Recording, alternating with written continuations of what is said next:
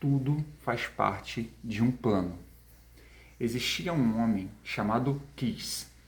Quis, ele era um homem poderoso, ele tinha muitas riquezas, tinha fazenda, tinha cabeça de gado, tinha muitos servos, poderoso, riquíssimo. E de repente uma das suas jumentas, ela fugiu da tua fazenda. Quando a jumenta fugiu da tua fazenda, Quis, ele pediu que seu filho fosse procurar e também mandou que um dos seus moços fosse junto com ele, junto com Saul, seu filho. E aí eles partiram para poder procurar as jumentas. E aí entraram na primeira cidade, procuraram, não acharam. Entraram na segunda cidade, procuraram, não acharam. Entraram na terceira cidade, procuraram e não acharam. E aí Saul falou com o moço, falou, olha, é melhor a gente voltar, porque o meu pai já está aflito, preocupado por causa das jumentas que sumiram, né? Ele vai ficar preocupado comigo também, com a gente que está demorando a voltar. E aí o seu moço pegou e falou para ele assim, olha, na próxima cidade tem um vidente. As pessoas fazem muita consulta, muitas consultas com ele, e ele responde tudo certinho, exatamente da forma que a resposta dele concretiza.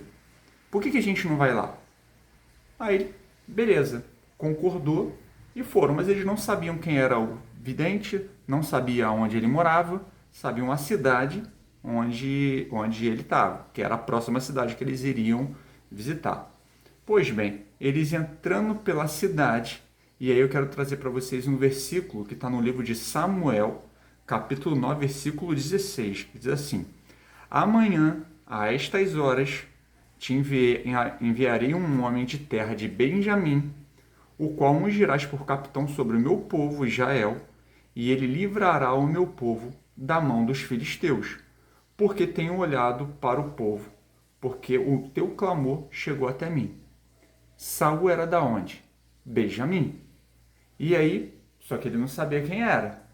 E o profeta, né, que no caso era o vidente, é que na verdade antigamente os profetas eram chamados de vidente.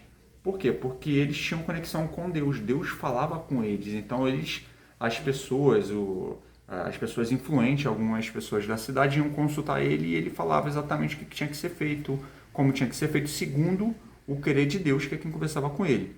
Então eles foram lá. Quando eles estavam entrando pela cidade, de repente Samuel estava passando pelo mesmo lugar. E aí que veio essa palavra.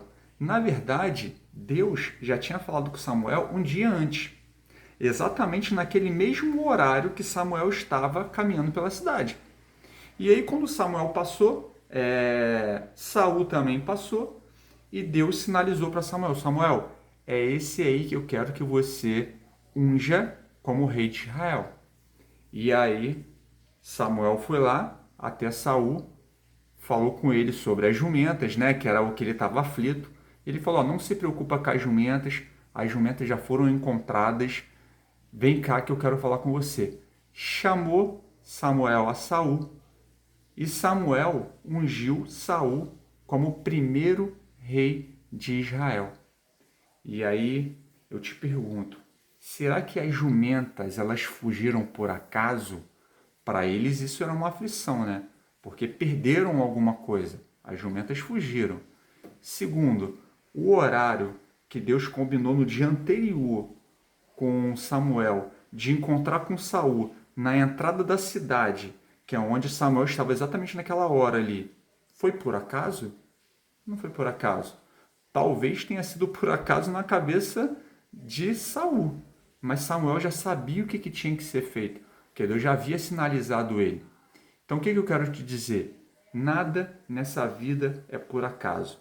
Tudo faz parte de um plano que Deus tem para as nossas vidas. Eu não sei o que você está passando hoje. Eu não sei qual é a dificuldade, qual é a aflição, qual é o temor, qual é o seu medo. Não sei, mas Deus sabe. E tudo faz parte do plano dele.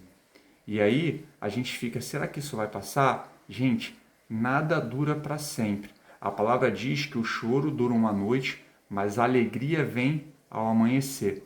Então, quantas coisas você já passou lá atrás e já passou, já acabou, você já resolveu. Então, assim, o deserto, ele não é lugar de morada. O deserto, ele é lugar de passagem. Então, o que você está passando hoje, isso vai acabar. Confia no Senhor.